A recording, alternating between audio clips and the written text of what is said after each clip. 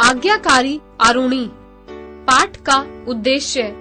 प्रस्तुत कहानी गुरु व शिष्य के परस्पर संबंधों की कहानी है, जिसमें एक आज्ञाकारी शिष्य द्वारा अपने गुरु के आदेशों को सर्वोपरि मानकर अपने जीवन को भी संकट में डालने का वर्णन है।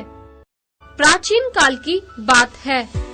तक्षशिला नगरी में धौम्य नाम के ऋषि रहते थे। उनके 3 प्रधान शिष्य थे, आरुणि, उपमन्यु और वेद।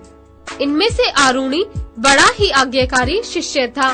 एक दिन की बात है, भयंकर बारिश हो रही थी। गुरु ने आरुणि को खेत पर मेड़ बांधने के लिए भेजा।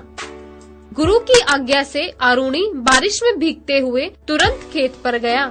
वहाँ उसने देखा कि खेत की मेड़ एक स्थान पर टूट गई है और पानी बड़े जोर से बाहर जा रहा है। आरुणि ने वहाँ मिट्टी रखकर मेड़ जोड़ना चाहा, परंतु काफी प्रयत्न करने के बाद भी वह मेड़ न बांध सका। जब वह मेड़ बांधने में असमर्थ हो गया, तब उसे एक उपाय सूझा। वह मेड़ की जगह स्वयं लेट गया।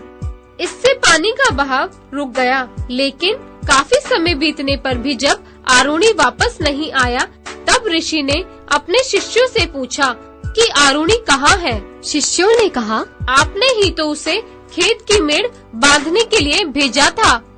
तब से वह लौटकर नहीं आया। आचार्य ने शिष्यों से कहा, चलो हम लोग भी खेत पर चलकर देखें। जब वे लोग खेत पर पहुँचे तो देखा कि आरुणि मेड़ के स्थान पर स्वयं लेटा हुआ है। गुरु के पूछने पर आरुणि ने बताया, आचार्य, खेत से जल बहा जा रहा था। जब मैं उसे किसी प्रकार नहीं रोक सका तो स्वयं ही मेड़ के स्थान पर लेट गया। आचार्य ने आरुणि को उठाकर हृदय से लगा लिया और कहा, बेटा, तुमने मेरी आज्ञा का पालन किया है, इसलिए तुम्हारा कल्याण होगा।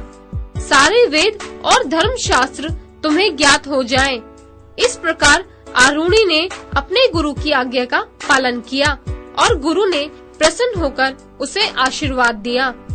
बच्चों, हमें भी अपने जीवन में आरुणि के समान गुणों को अपनाना चाहिए।